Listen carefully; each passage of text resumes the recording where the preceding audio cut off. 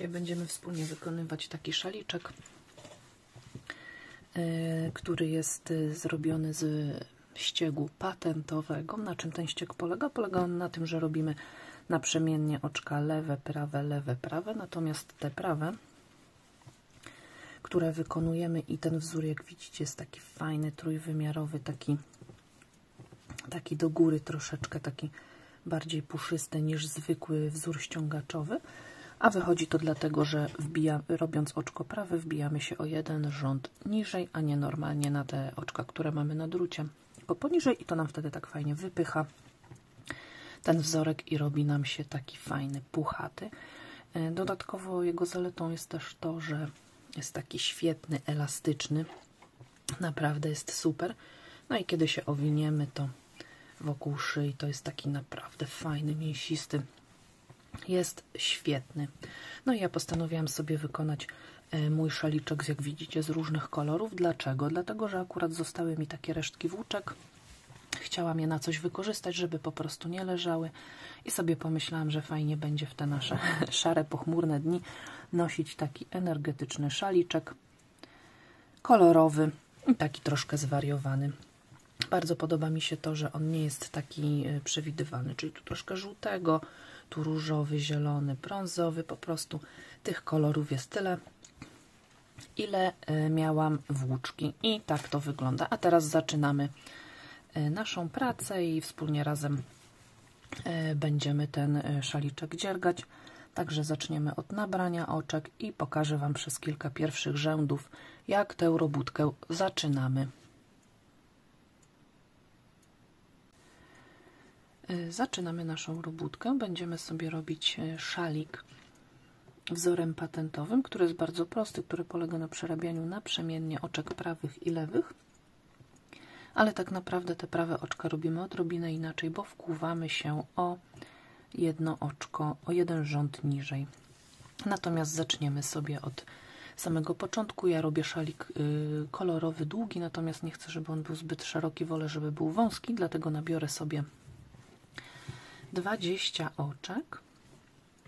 I teraz tak, robimy sobie supełek. Ja zawsze w ten sposób, na ogół w ten sposób zaczynam, więc robię sobie supełek. Tu jest nitka z końcówką, biorę sobie drut, a tu jest nitka, która idzie mi od kłębka.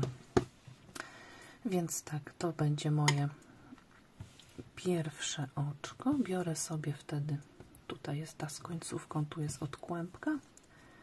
Biorę sobie tutaj na ten palec i na kciuk i tak sobie daję szeroko te palce i nabieram w ten sposób, że biorę tutaj od spodu włóczkę, od wierzchu i przeciągam, i już mam oczko na drucie. I tak, i przeciągam tutaj od kciuka od spodu, koło palca wskazującego od góry, wracam tu i przeciągam. I tak sobie nabieram 20 oczek, czyli mam 4, 5, 6, 7, 8, 9, 10. Oczywiście robimy to tak dość luźno, żeby później pierwszy rząd nam się fajnie przerabiało, bo gdy złapiemy to sobie zbyt mocno, to będzie po prostu ciężko, chociaż mimo wszystko pierwszy rząd i tak jest zazwyczaj ciężki do przerobienia. No, ale damy sobie radę, czyli mamy 2, 4, 6, 8, 10 i jeszcze 10. Raz, 2, 3, 4, 5, 6, 7, 8, 9 i 10. I mamy nasze oczka i zaczynamy pierwszy rząd. Ja będę sobie przerabiać oczka brzegowe zawsze na prawo, dlatego że chcę i na początku, czyli to początkowe i końcowe, dlatego że chcę, żeby mi takie fajne, ścisłe brzegi wyszły. Nie chcę tego luźnego łańcuszka, ponieważ uważam, że w tym przypadku się nie sprawdzi, a poza tym no jakoś nie bardzo za nim przepadam. Więc zaczynamy. Pierwsze oczko brzegowe robimy sobie na prawo i potem nasza robótka, czyli jedno oczko prawe, jedno oczko lewe. To będzie ten nasz ściek angielski patentowy. Czyli oczko na prawo i na lewo. I ten pierwszy rząd przerabiamy normalnie, w sensie te oczka prawe przerabiamy klasycznie, dopiero w kolejnym będziemy się wkłuwać o rząd niżej, bo dopiero teraz ten pierwszy rząd robimy, tak? To było na lewo, więc jest na prawo, na lewo, na prawo, na lewo.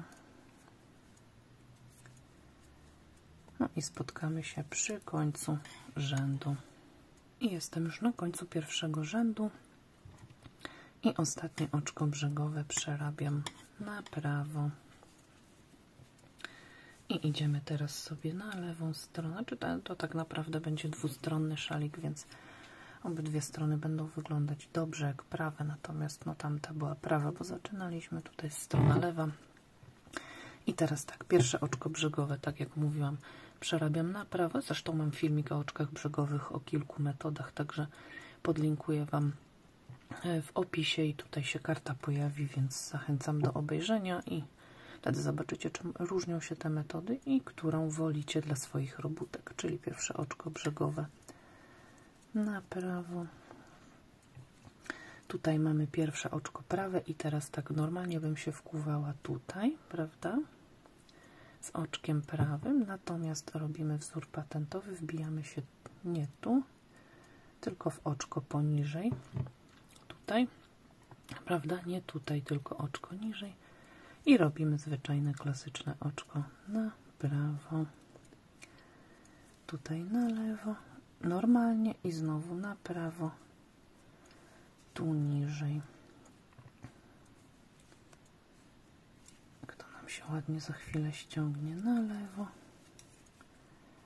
i na prawo tutaj niżej.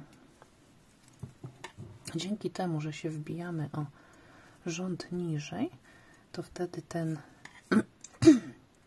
te rzędy z oczkami prawymi nam się tak fajnie wysuną naprzód i po drugiej stronie tak samo, dlatego że będziemy to przerabiać analogicznie i dlatego ten wzór wtedy robi się taki fajny, panoramiczny, taki mięsisty, gruby i wygląda naprawdę świetnie. Zdecydowanie dodaje naszej robótce puszystości. I znowu mamy prawe, więc nie wbijam się tutaj, tylko wbijam się niżej. Przeciągam sobie, lewe robimy normalnie. I tutaj robimy tak, niżej, lewe normalnie, niżej. Lewe idzie normalnie. Tak i tak. I znowu mamy prawe, więc niżej wbijamy przy lewym normalnie. I ostatnie oczko brzegowe robię sobie na prawo. Obracam sobie robótkę. Jesteśmy na kolejnej stronie. I znowu mamy oczko prawe, więc sobie, oczko brzegowe, przepraszam, to sobie przerabiamy na prawo. Pierwsze oczko prawe, czyli wbijamy się nie tu, tylko niżej. I zarówno na prawej, jak i lewej stronie robótki pracujemy w identyczny sposób, więc tutaj niczego nie trzeba liczyć, na nic tak naprawdę zwracać uwagi, tylko sobie po prostu pracujemy prawa, lewa. Także praca tutaj nie polega na żadnym liczeniu, śmiało można sobie oglądać w międzyczasie jakiś serial, czy porozmawiać z kimś, co tam lubicie i po prostu sobie pracować, tylko nie wolno zapominać o tym, że w miejscu oczka prawego wbijamy się o jeden rząd niżej, a oczko lewe robimy klasycznie, więc tak naprawdę jak już nabierzemy wprawy, to fajnie idzie.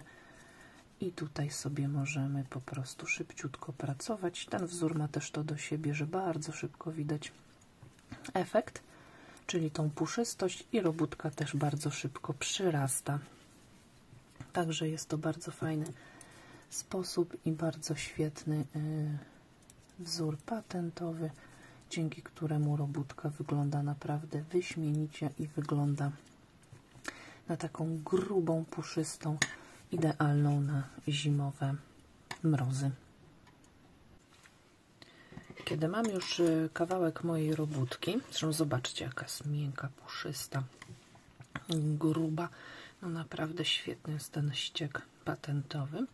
Więc kiedy jestem już w momencie, gdzie będę zmieniać włóczkę, no bo oczywiście ja ten mój szalik robię z resztek, które mi zostały, a szkoda mi ich nie wykorzystać, dlatego będzie on w moim przypadku kolorowy, natomiast nie będą to równe pasy, tylko tak jak po prostu wyjdzie, na ile mi włóczki wystarczy. Dlatego powiedzmy, że w tym momencie kończy mi się włóczka. Tutaj mam tą, którą pracowałam, więc łapię ją sobie tutaj w tą stronę i przytrzymam razem z tym moim prawym drutem, a tutaj sobie nabieram włóczkę nową, kolejną, którą będę kontynuowała pracę. I teraz tak, obie te włóczki sobie tutaj łapię, czyli końcówkę starej i początek nowej. Łapię je sobie tutaj i przytrzymuję i normalnie kontynuuję pracę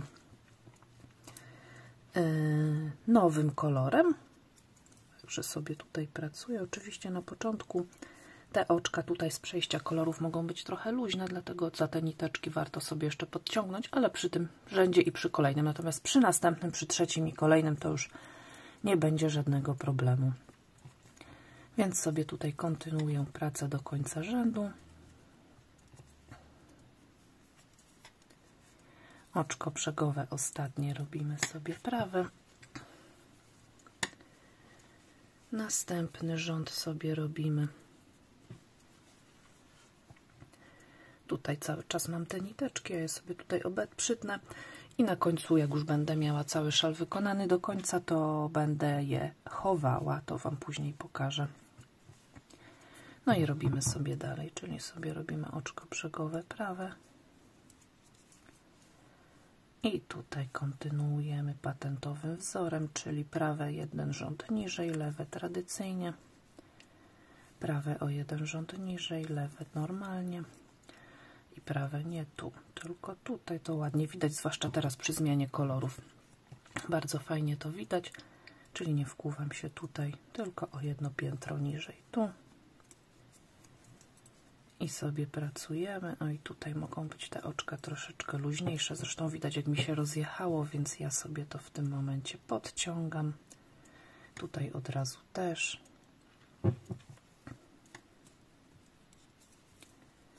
Tu też żółty kolor mi się zrobił luźny, więc sobie podciągam. O, i już jest ładnie. W kolejnym rzędzie już nie będzie takiego problemu, więc to tylko tutaj. No i sobie zróbmy jeszcze dalej.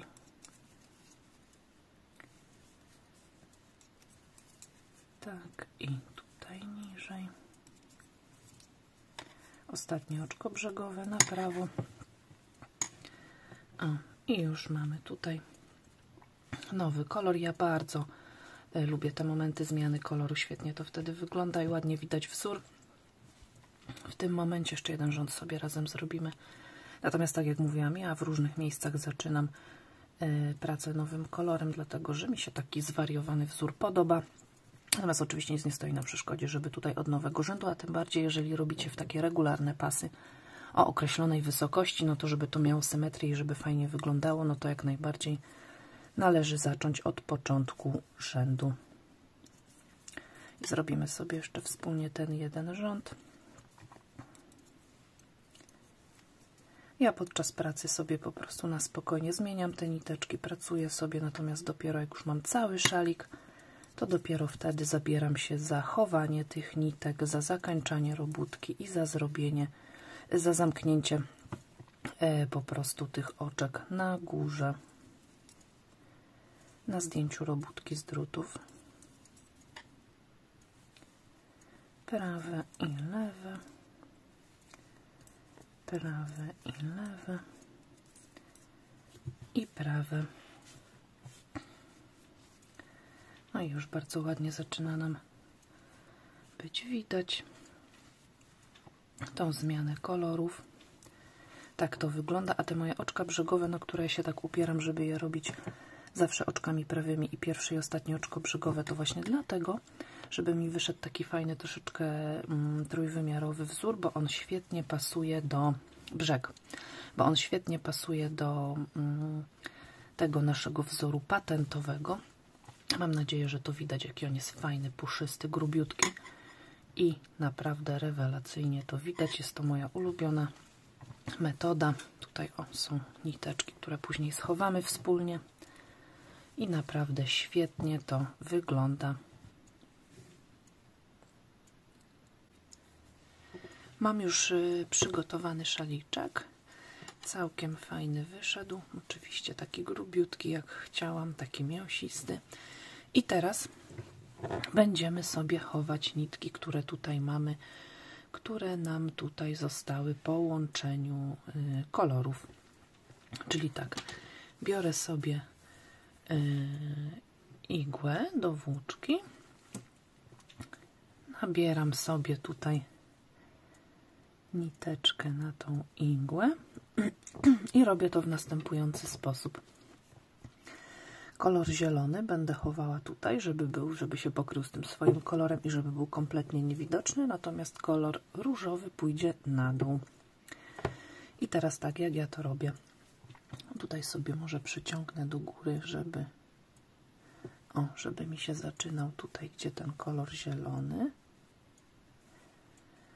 I teraz robimy sobie tak, będziemy sobie chować tutaj pod te kolejne oczka, żeby to było całkowicie niewidoczne. I może jeszcze wspomnę, że nie polecam, tak jak niektórzy robią, żeby tutaj te dwie niteczki wiązać dla pewności w supełek. Dlaczego? Dlatego, że jak zwiążecie sobie supełek, to wtedy tutaj w tym miejscu robótka straci na elastyczności. A oczywiście jest to szalik, który jest bardzo elastyczny. Jest to taki splot, który daje duże możliwości. No i jeżeli tutaj będzie supełek, to wtedy będzie nam się tutaj robótka blokować i jak naciągniemy, to tutaj się będzie marszczyć i będzie niefajnie wyglądać. Dlatego unikamy supełka przy takich dwóch wystających nitkach. No i sobie po prostu chowamy tą niteczkę, czyli sobie robimy tak, że sobie chowamy tutaj, sobie tak wplatamy pod te kolejne oczka i sobie to przeciągam. I dalej wplatam sobie pod kolejne oczka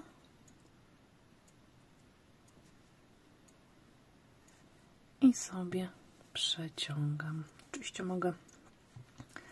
I wtedy robimy tak, żeby nam się tutaj ładnie układało, żeby nam tutaj nic nie ciągnęło. I wtedy robótka jest super elastyczna i tak dalej. No i mogę sobie jeszcze robótkę obrócić i jeszcze wrócić w ten sam sposób tutaj kawałeczek na dół. I to jest naprawdę świetny sposób i dzięki temu tutaj mamy pewność, że robótka nam się na pewno nie rozwali i to zakończenie wystarcza. Czasami oczywiście można też do góry, do dołu, jeszcze raz do góry i do dołu i to już jest takie naprawdę pancerne łączenie i chowanie nitek i zabezpieczanie robótki przed pruciem. Tutaj sobie jeszcze zrobimy kolorek różowy i robię tak samo, wbijam tutaj i sobie okręcam wokół tych niteczek, przeciągam i mam nitkę, która to jest ta. I mam nitkę schowaną w sposób niewidoczny. Widzicie, tutaj było łączenie i my go w tym momencie wcale nie widzimy. I dalej sobie tutaj jeszcze pociągnę. Także takie zabezpieczenie nitki w zupełności wystarcza, dlatego że no nie ma siły, żeby ona się wysunęła z tych wszystkich oczek, a jak widać jest tu super elastycznie i fajnie i tutaj sobie troszkę podciągnę i wtedy po prostu tu ucinam i to wszystko i nam się ładnie trzyma. I jeszcze mam tutaj do schowania niteczki, więc zrobię to w analogiczny sposób. Różową sobie wplotę tutaj do góry, żółtą tutaj na dół i będziemy mieć zakończone chowanie niteczek. Teraz sobie pokażemy, jesteśmy tutaj na końcu już mojej robótki, na końcu szalika i teraz będziemy zamykać te oczka, które nam tutaj zostały. Więc jak ja to robię? Ja to robię w bardzo prosty sposób. Już pokazuję. Przerabiam sobie wszystkie oczka tutaj na prawo, a następnie Jak mam 2 na tym drucie, to to drugie przeciągam górą. Zaraz zobaczycie, jak to wygląda. Staram się te oczka nabierać dość luźno, żebym nie miała takiego ściśniętego, tutaj ściśniętej końcówki. No i zobaczmy, jak to wygląda.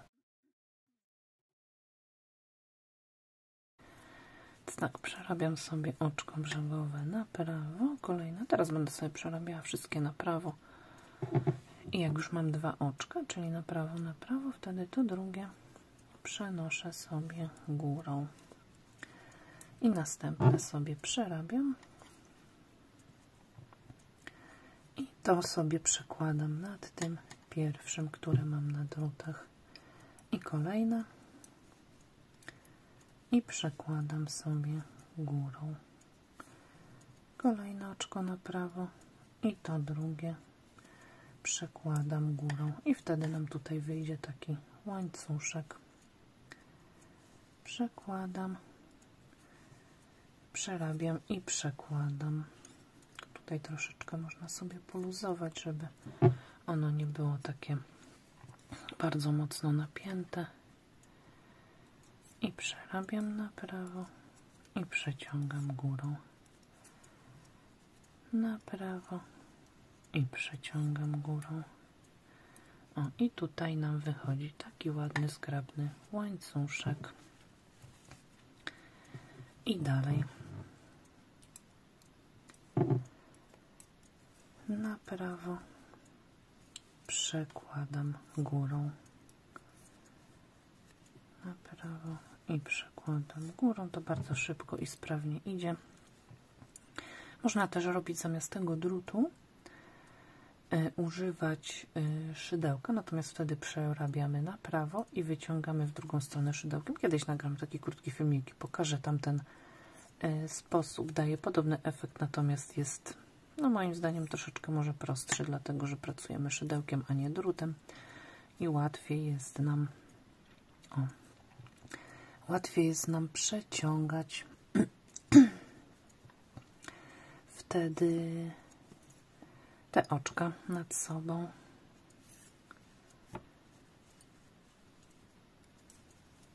Na prawo i przekładam górą. Pamiętamy, żeby tu nie było zbyt ścisłe, tylko dosyć luźne, bo nam się będzie wtedy ściągać ta końcówka szala. Na prawo przeciągam górą i przeciągam górą. O, już jesteśmy na końcu, także bardzo sprawnie i szybko to idzie. Przeciągam górą i ostatnie oczko przeciągam górą. I tutaj jeszcze dla zabezpieczenia w tą pętelkę sobie zawsze wsadzam, przeciągam tą niteczkę, która mi tu została, zaciągam delikatnie i później chowam tutaj. No i tak jak przy chowaniu nitki, wplotę ją sobie gdzieś tutaj dla zabezpieczenia i mamy taką piękną końcóweczkę szala. Ona też jest dosyć elastyczna, bardzo ładnie wygląda estetycznie i myślę, że do takiej pracy z szalikiem jest wystarczająca. Wspólnie razem zaczęliśmy dziergać ten szalik. Mam go już gotowego. Wyszedł taki fajny, kolorowy. Zaczynaliśmy od koloru żółtego. To była nasza podstawa, więc tutaj on się rozpoczął. Tak właśnie wygląda.